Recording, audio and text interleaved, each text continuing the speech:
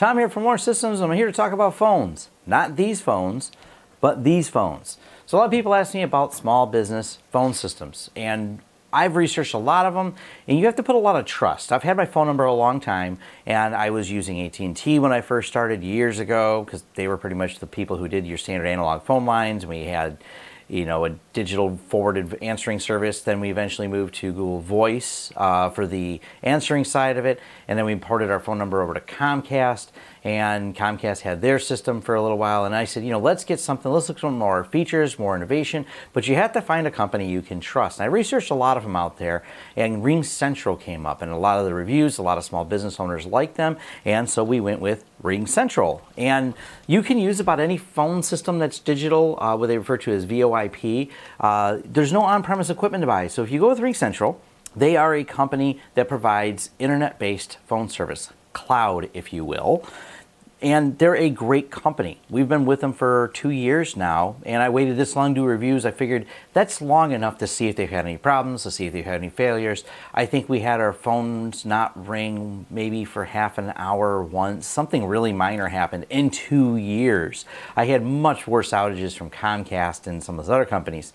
Now, you have to have a company you can trust. You're going to port your phone number over to them. You've had your number a long time. You have it on your marketing materials. You have it with your business, and you have to worry about what happens to that phone number. So if you go with the cheapest guy out there, I hate when people start that as an option, like, we're the least expensive people out there. Well, what happens if you go out of business and you're holding my phone number? How hard is it? How long will my phone not ring before I get my number back, before I get it ported to a more reputable company that can actually support me? That is really important. RingCentral support has been top-notch. I don't resell for them, so my review is unbiased other than I use them when I'm happy with them, and I just want to share that with you. We don't resell RingCentral. We just recommend it to our clients because it works. It's a great system. They support IVR, so once you port your number over, you get your standard, thank you for calling us, press 1 for this, press 2 for that.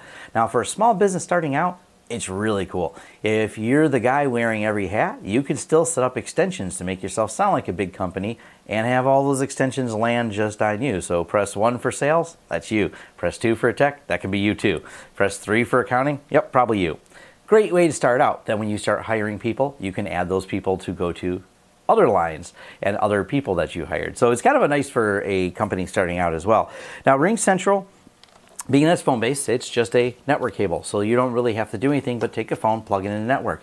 That means the phone doesn't care where it's at. So if you take this phone, take it to my house, it rings the same. It calls out the same. Anywhere there's internet, this phone works. If I go somewhere where there's wired internet, I can plug it in. Now, this has been great for companies that want to move. So one of my transportation companies, they've actually moved twice in the 8 years we've been servicing them. They've been using RingCentral. Now, the first time they moved, it was a pain because we had to get all the phones wired. We had to make sure it ported over. So on Friday, it stopped ringing at the old building, and Monday morning, it's ringing at the new building. That's a fun process of making sure all that works in project coordination with that. RingCentral makes that really easy. We have internet at the new building. We take phones, plug them into the new building. Phones work. All the extensions are the same. Take the same phone, put it on the desk, done. Programming phones is always one of those things, putting people's names properly, make sure they all show up on the phone. That is really easy to do with these. You go on the web, log into the RingCentral account, change the extensions, change the names, change the options. It's a really easy to use web interface, and you don't need someone super tech savvy. You don't need to call a phone technician going, we got rid of Bob and we need to change Bob's name on line 2. No, you just go in there and type whatever you want. It's very dynamic. It lines up all the voicemails in all of the different accounts. You listen to all the voicemails through the web interface, and then they have an app, which we're going to get to. The app is really cool. The app allows me for, when they call in, you can have cell phones as extensions. So my employees' cell phones are their extensions on their cards. So when you call the office, you can dial each employee's extension. It rings their cell. We did this because if they're out in the field and you need to get a hold of them, so you have a technician out and he just leaves your site, you're like, oh, I need to call him back. No problem. You just dial our number, dial his extension, it rings his cell phone. You can get a hold of him. You don't have to worry about chasing him down the office. He doesn't have to sit at a desk phone all the time. And now, I don't like giving out my employees' cell phone numbers, so the RingCentral app takes care of that. They each have the app on their phone. They open up the app, they dial, and you see the caller ID coming from our company. That also adds a level of professionalism, so you always know it's us calling. You always get the same phone number from us when one of our technicians call. This works really well. It works for after-hours service. You can also control what hours which phones ring automatically. You put in all your business hours and control where those calls go. That's how our after-hours work. It supports hunt groups. So our after-hours support, we have several of us in a hunt group. That way, if the first person doesn't answer, we want to make sure you can get a hold of someone at my company. First person doesn't answer, rolls to the next person, rolls to the next person. You can set this up in RingCentral, and it's all done through this really easy web interface. But if you need help, their support's been great. I had some questions because the way things are laid out, it was a little bit confusing how I added the cell phones in, and they'll right away go, oh, just go to this menu, go to this menu. Their support, top notch. I'm really happy with them. Also, what if the power goes out? What if the internet goes out, Tom? I'll lose my phones. Well, you lose your phones anyways if the power goes out. That's generally how it works, and you can't conduct business, especially in our field without electricity here. But the internet doesn't go out often, but when it does, it rings your phone. We had someone come through, and when the cut the lines down by some type of happenstance of tree people behind us, took out our internet, and didn't just take it out. Comcast is like, yeah, they broke a lot of stuff. It's not coming back on for a day. We're like, well, this is bad. RingCentral makes this really easy. We can answer from the app, from our phones, over to 3G, 4G network on our phones. We can answer, we can make calls. We still do not interrupt our business. It works. This is a pretty cool feature, so you have better business continuity. So if there's any problems with the phone or any problems, you easily can keep conducting business. The other nice thing is we've had clients that open up multiple locations. You can put one of these phones under one account, one phone number, each location. So you can have your dial-in for your company, press 1 for our Woodhaven office, press 2 for our Wyandotte office. Makes it really easy. That way you can keep adding locations without going, oh, I gotta get another phone number. Nope, you just get another line, put it over in that office, but they all keep the same phone number. You can just add to the menu on there, and I really recommend finding someone to do a voiceover if you want. You can have the commercials on hold. You can put the whole thing on there, so when people are being held or transferred, it also makes it very easy for your clients to transfer. We've got like the different extensions set up here, which can also be cell phones, not necessarily other lines. So we only pay for 2 phone lines here at RingCentral, and then everybody else, all of my employees, all have their cell phones tied to this. They let you tie as many cell phones as you want. We have some real estate office using this, and it works really well for their agents because you call into the office, they've got a list of the agents in there, so each agent uses the main number and their extension, and they can call back via their cell phone, but you don't have to buy a whole lot of phone lines and add a whole lot of expense. Now, they're very reasonably priced. They are not the cheapest solution out there, but I found them to be a very effective solution. So let's take a look at the app and some of the accounting features that come with this and the web interface, and let's get into some of the details of the other reasons I like RingCentral. Okay, as soon as you log in, this is the company portal. Got my company number and infos up here, auto receptionists, 4 groups, phones and devices. It's telling me how many different groups I have set up. You also have all these tutorials right here. So you can go through any of these videos and learn how to set up different features of RingCentral. When we go to the company info, it shows up how you want your caller ID, your company address, your main number. Each line you get has its own direct dial phone number, so you can bypass the IVR system if you want. And so instead of calling in and hearing, thank you for calling us, press 1 for this option, 2 for that option, they can call in directly. I purposely block these out and have the caller ID always default to the main number. And I think that's how, when you set up your account, it defaults to that. Now, I have my company set up to be 24 hours because we want people to be able to reach us 24 hours. Way we have our menu is we set the main number to 24 hours.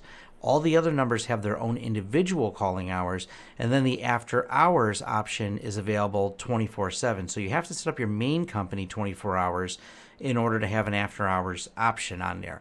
The other option is you just want your phone to ring between certain hours. You can do it that way as well. It keeps it kind of simple, and you would set your company hours there. But like I said, we have ours for 24 because we offer after-hours service. You can always call our main number. You'll always get the same voicemail. Now, when you're setting up the voicemail IVR, you can have a during business hours and after business hours and have it set up for each one of those. When you create the groups, these are the different dial options when you call in. This is different than the users, which have their own extensions, but this is where you press 1, press 2, press 3 to get to each group, and that can be 1, 2, or more people in each group. So you can ring more than one phone at a time. So you can have a group ring for like a dispatch office, or in our place, our tech people versus our salespeople when you call in. It also lets you create different types of queues where you can have a call queue, a shared line queue, and a park location. And the cool thing is the sales reps, they're really forthcoming. So if you get them on the phone, they'll explain to you. You tell them how you want your business to operate, and they'll tell you the settings in here, or they'll even just take care of it for you. They can log in and create all these call groups for you based on what you send them. Then the phones and devices are here. This is where you register different phones. Like I said, these are standard VoIP phones. You can add different ones here.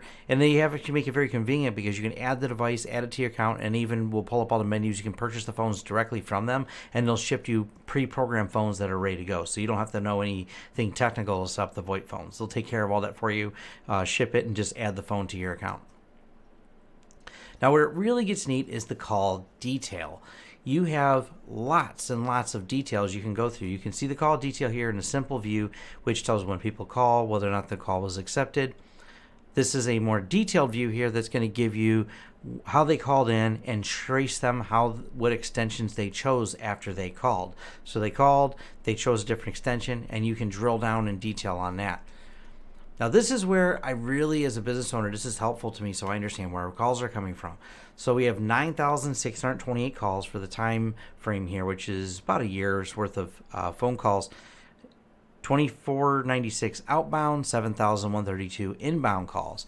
Now, the missed calls was concerning to me when I looked at this a while ago, but it turns out the missed calls are a little weird. It's some of those auto dialers and spam sales companies calling, and they're randomly actually calling our main number and hanging up.